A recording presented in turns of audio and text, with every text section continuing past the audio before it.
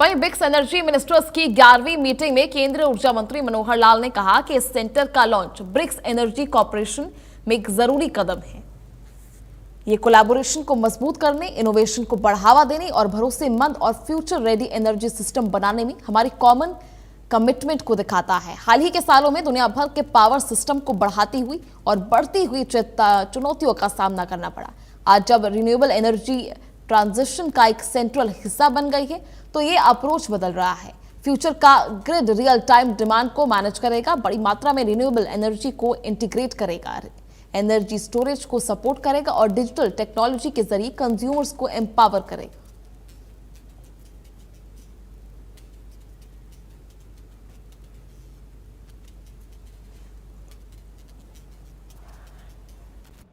The launch of this center marks an important step in BRICS Energy Cooperation.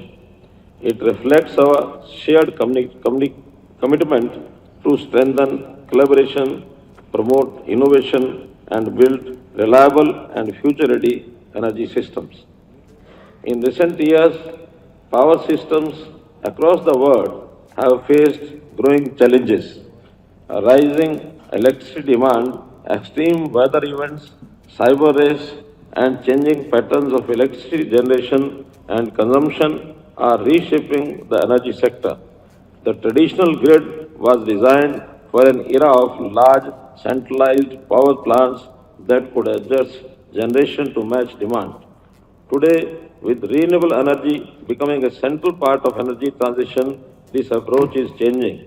The variability of renewable energy requires electricity networks to become more flexible, intelligent, and interconnected.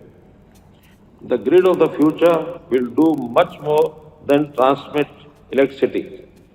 It will manage real-time demand, integrate large amounts of renewable energy, support energy storage, and empower consumers through digital technologies. चलिए खबरों में आगे बढ़ेंगे, बात